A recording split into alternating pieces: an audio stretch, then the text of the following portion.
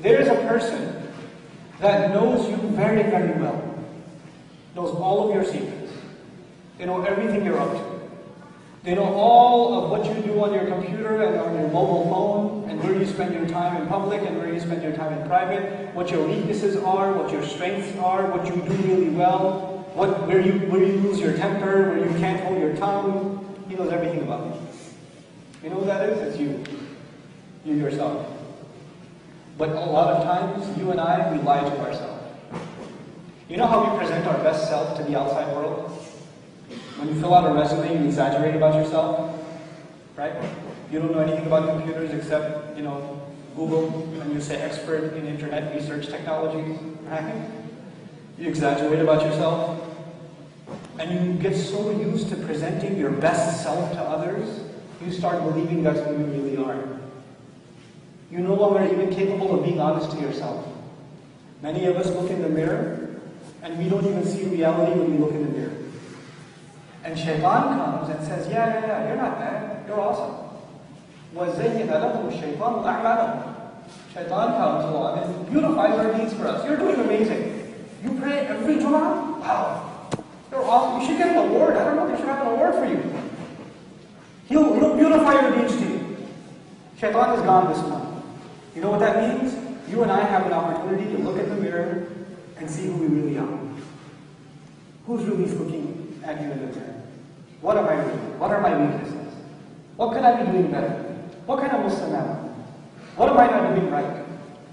You know, when Ramadan comes along, everybody starts thinking about Taraweeh prayer.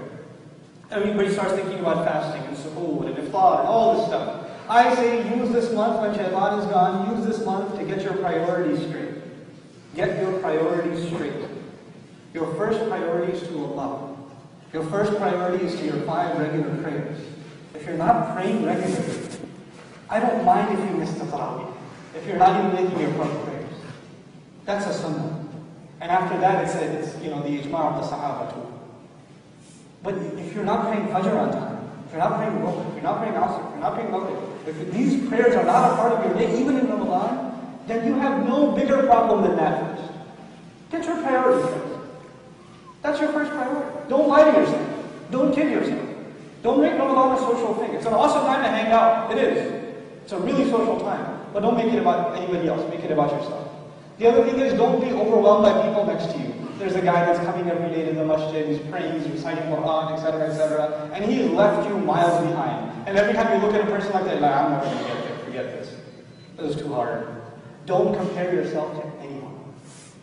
The only one you should be comparing yourself to is yourself from day 1 to yourself on day 30. There's a competition, alright, it's a competition, you against yourself. Have you become a better Muslim? Have I become a better Muslim in these 30 days? Has something become a part of my life permanently that even after Ramadan is gone, it will stay in my life? Something good has been added to my life. And before we talk about adding good, I have 5 minutes left, so I better say this. Before you talk about adding good things in your life, you have to talk about removing bad things from your life. The way you spend a single day before Ramadan, when you had a single day, you had a certain routine. All of us do. There's a time you get up, a time you go to work, and you come back, and you maybe watch some TV, hang out, whatever you do. There's something in your routine. And in that routine, there's some time that you waste. Or some time that you do things that aren't very good. You know what they are, and you know what time that is.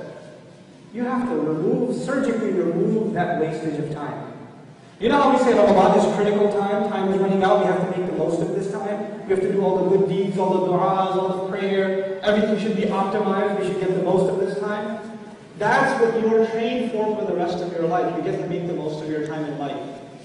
If you're ending up wasting time without Shaitan having to motivate you, Shaitan's not even coming and giving you a sermon to waste your life away, to sit behind a TV screen for hours and hours.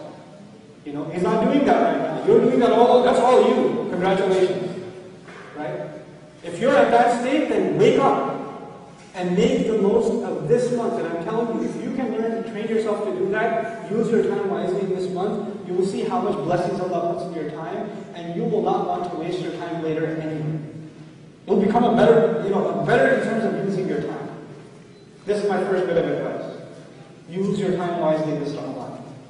Don't waste it. Don't, even if you don't do something good, just don't do bad things. Just don't do bad things. Just ask yourself, is this something I should be doing? And Allah will even reward you for walking away from those bad things. Inshallah ta'ala. And He will purify your heart more and bring you closer to Allah's book more.